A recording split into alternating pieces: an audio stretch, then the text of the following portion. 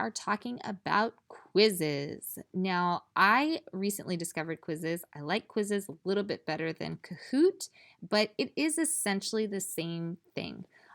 Kids join a game, you have your questions, but I like this that I think it's a little more teacher student centered than Kahoot.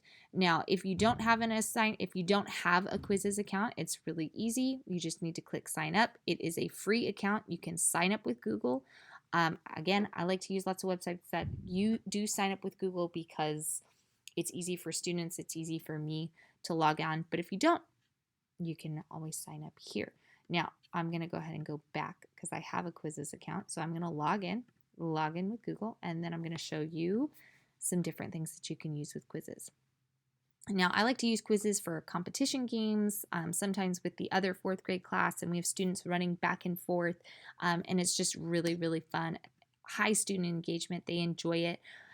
However, you don't have to use it for a competition in that students can do this at home. You can use it for homework. You can use it in class. You can have it just be a mellow activity that isn't quite so active engagement that some of our introverted students aren't enjoying it. So I'm going to show you my quizzes that I've created. One of the things I did was I did an open house quiz so that students logged in with their iPad and they did that quiz with their students.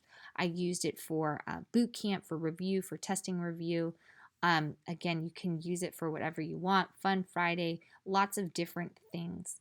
So you can create a quiz, and let me just show you how easy this is. So I'm just going to give it a general name, fourth grade. Great. And then I'm going to be doing English and math. That's just what I'm going to do to start off with. So I click next. And then from there, I can create a new question.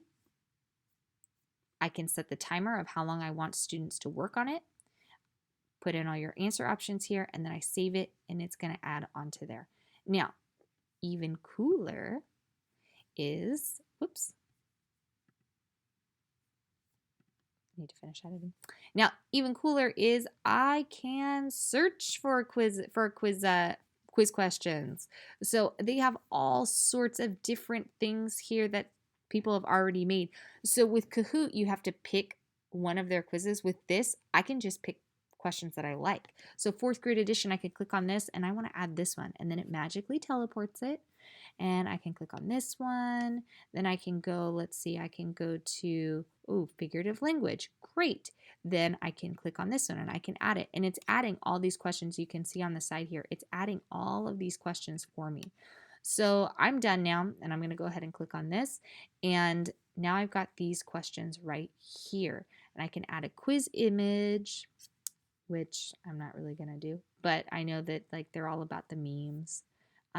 Students get memes when they see it, so I'm going to click on this one just because it's silly. And you can choose different languages for this. I'm going to choose English though. And I can select the grade level. So let's just say you're bringing in some third grade standards on a test, or maybe you're bringing in fifth grade standards, or if you're in sixth grade, you're bringing in seventh, so on and so forth.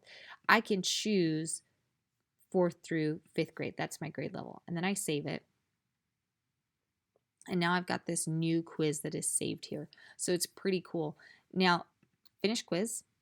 And then there it is, and it's got all these different things. Now, the cool thing is I can share this with different teachers that I know are using Quizizz on my campus, or I can type in their email address. So I can share a quiz that I've made. So you can split this between you and your partner teachers where you guys create different quizzes, which is awesome.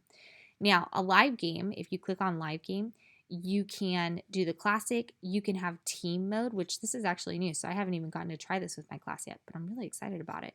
Classic is just individual students, and you don't have to have just a certain number. If you some different websites, you can only have a certain number of students. This one, you can have as many students as you want to.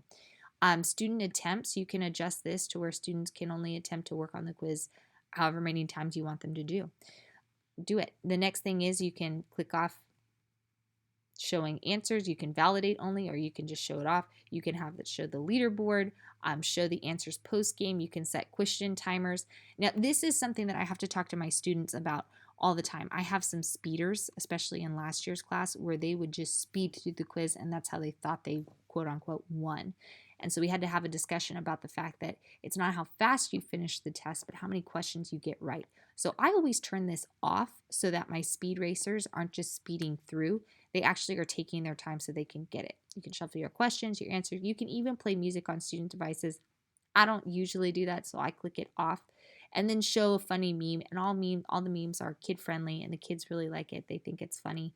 But if you wanted to play music, you can do that. And then the cool thing about quizzes is they save your testing preferences. So you don't have to do this every time. They usually save it. And then when you click on your host game, then they have the game code that your students enter in. And once your students see how it says 0 participants, once your students join in, then you can click start. So I'm going to go ahead and end the game because obviously I don't have any students doing it right now. But I am going to show you all the data that you have. So this is your accuracy. It's going to show you how your students did on the test. So I had 33 players at that time and I had 74% accuracy. And then it shows me how my students did on that particular test and which students need a little bit of help. You can also email their scores to the parents. So you can use this as a classroom engagement activity. You can use it as an assessment. You can use it however you want to. And then it even breaks down which questions it was that they had a hard time with. So these questions didn't seem to be too bad. This one, kind of iffy, but they even break down the questions for you. This one is time to give the dog its bath, obviously. We have had some work to work on there. But you can go over all of that data with your students, which I think is super duper cool. You can even break down your quizzes into collections.